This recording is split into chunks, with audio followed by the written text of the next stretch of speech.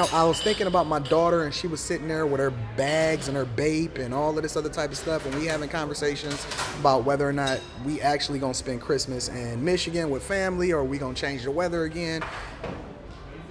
I've normalized for my daughter an abundance mindset.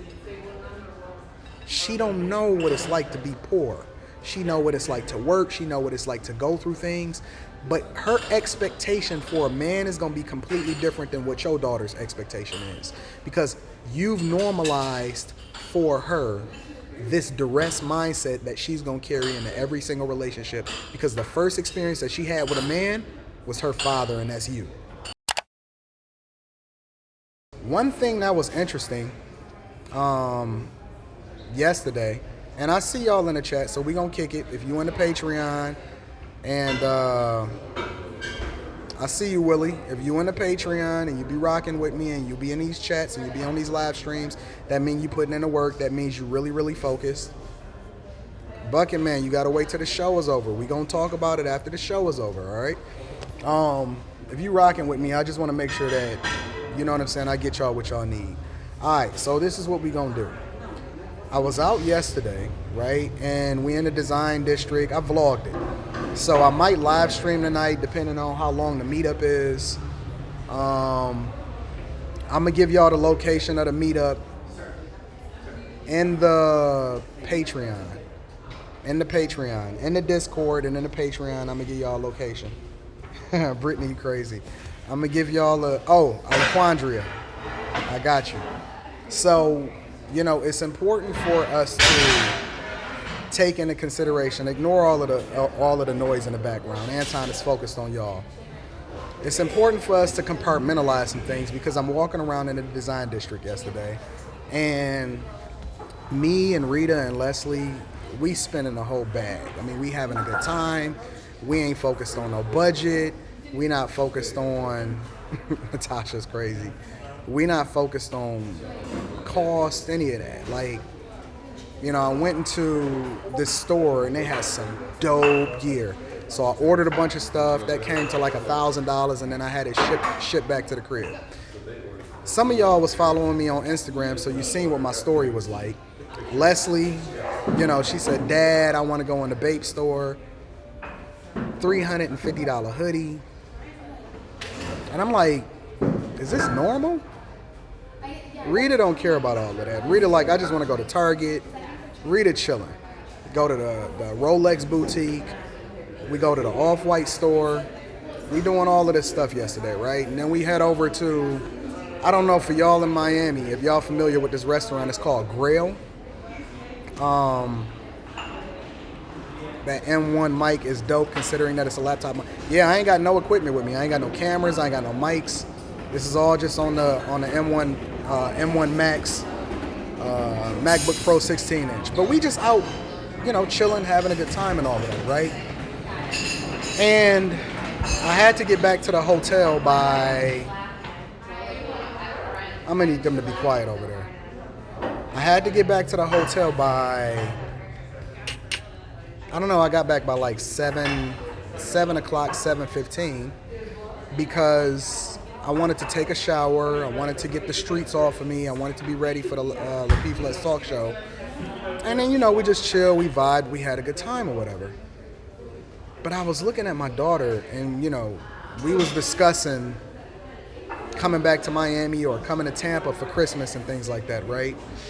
And we were having that discussion, and Leslie was like, nah, because I want to spend some time this year with my friends back in Michigan, and I want to do the whole family thing with the rest of our family and all of that.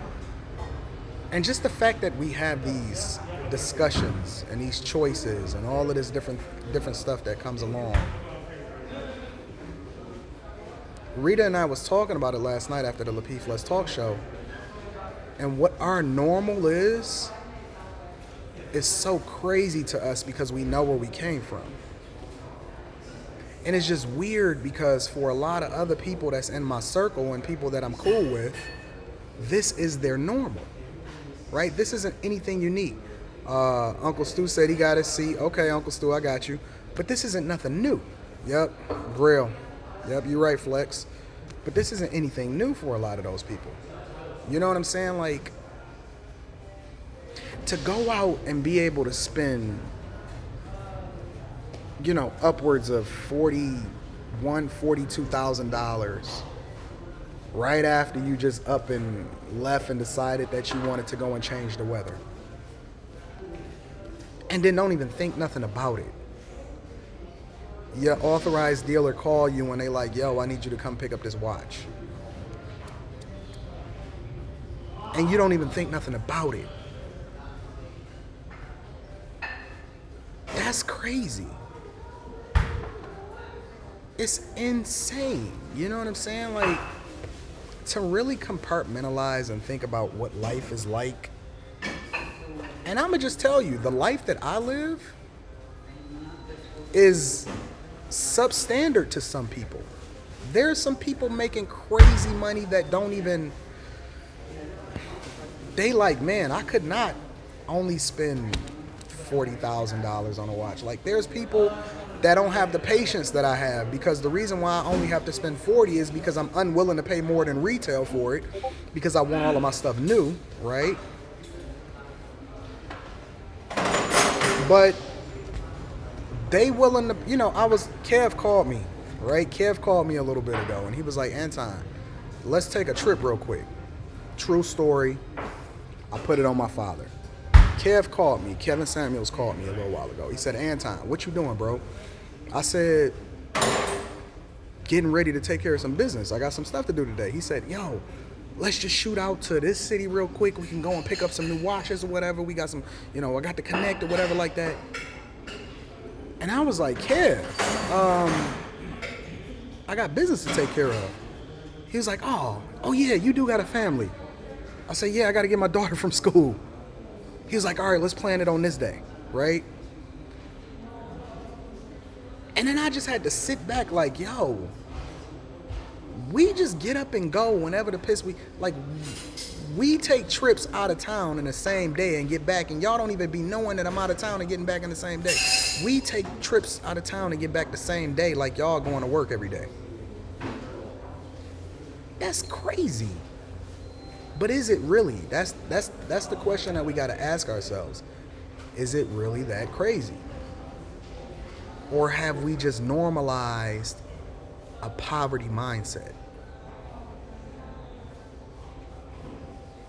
A lot of y'all are poor and you don't even know you poor. A lot of y'all think that you doing it because you got a new car. And that don't even mean nothing to some people. Real talk. Like, it don't even mean anything. Like, some people, I remember the first time that I seen somebody pay cash for their car, for they whatever it was, a total amount of payments or whatever. And I was in a dealership, and this was probably in like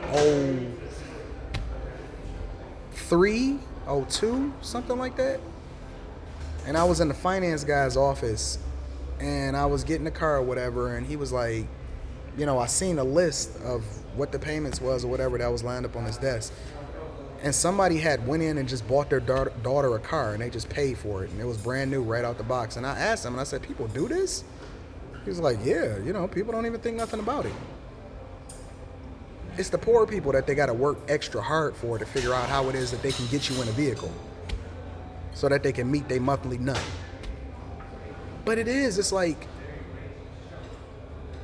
we've normalized poverty. We've normalized being poor. Destination says, this is the only church I attend. I'm going to become a member today. Shout out to Destination. Shout out to you. But seriously, think about it though.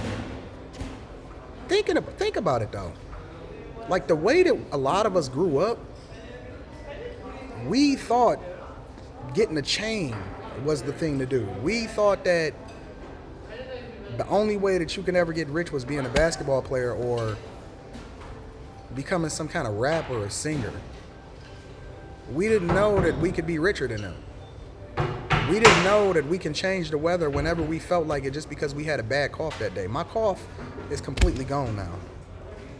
My cough is completely gone. Part of it is how you think. Part of it is how you think. We didn't even know how money worked. I grew up thinking that you get into the plant and you make $32 an hour, and that's life.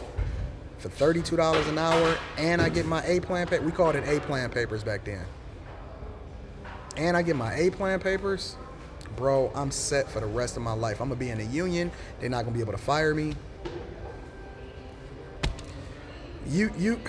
I was coaching somebody the other day, and you know what their number one concern was?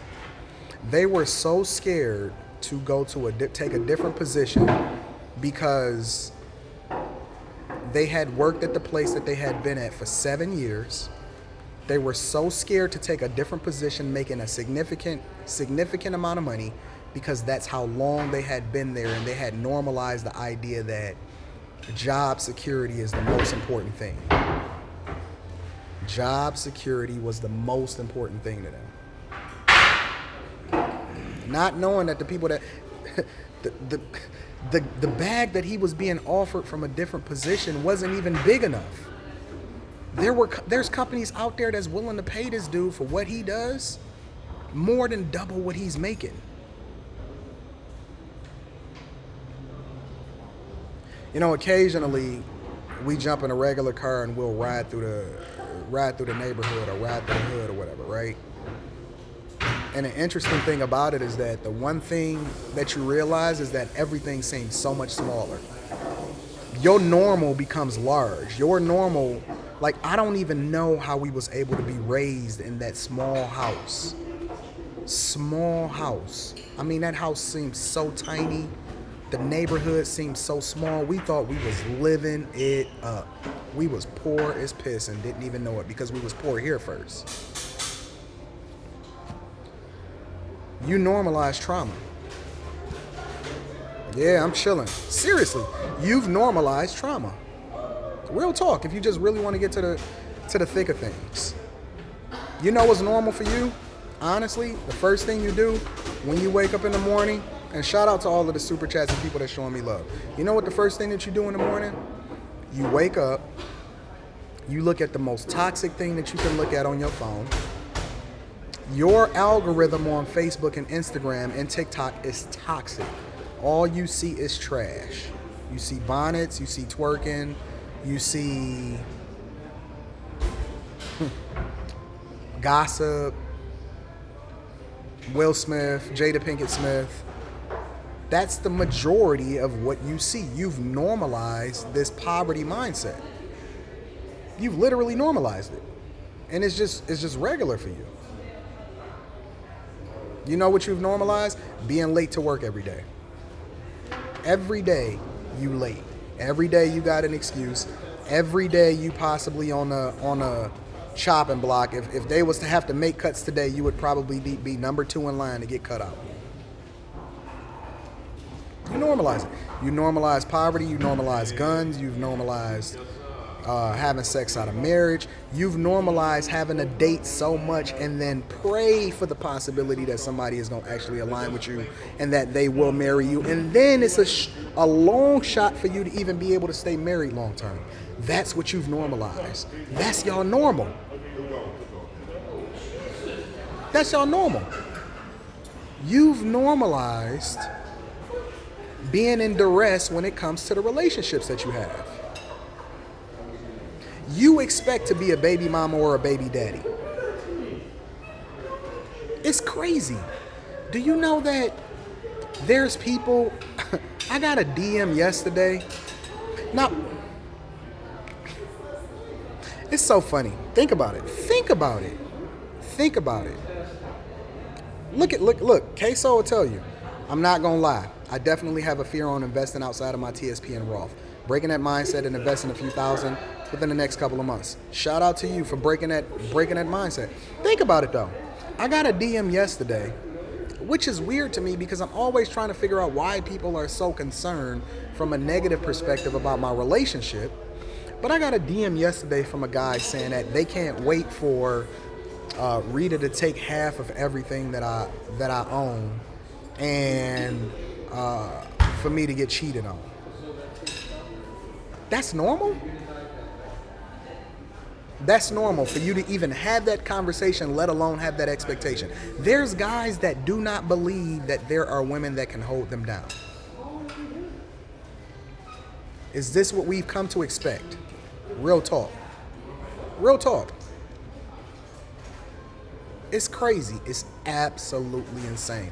When I go to the games, when I go anywhere I step out, do you know I probably gave out $300 in tips yesterday? Ubers, guy that opened the door. I like looking out for people. That's my normal. When I pull up, bro, matter of fact, who play next week? Warriors, Sacramento at the Pistons. I'm going to be at all those games. Courtside. I'll be courtside for all of the people that's bothered by it. I'll be courtside. Do you know that when I pull up in the parking garage to the Pistons games, I park right by the door?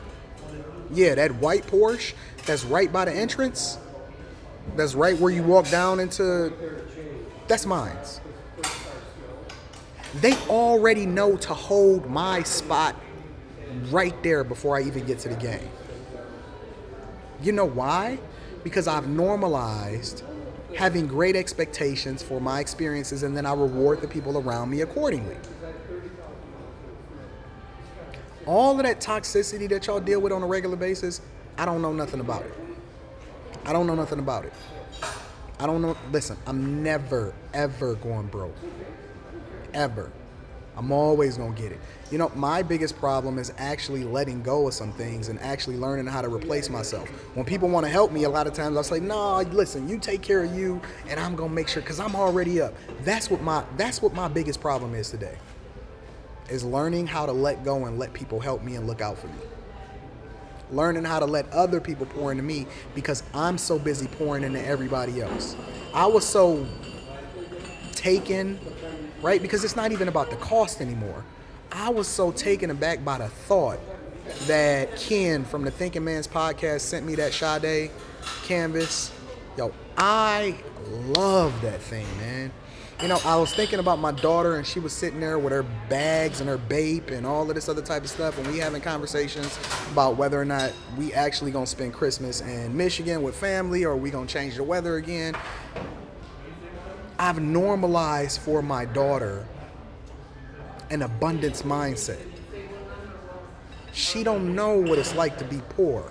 She know what it's like to work. She know what it's like to go through things. But her expectation for a man is going to be completely different than what your daughter's expectation is. Because you've normalized for her this duress mindset that she's going to carry into every single relationship. Because the first experience that she had with a man was her father, and that's you.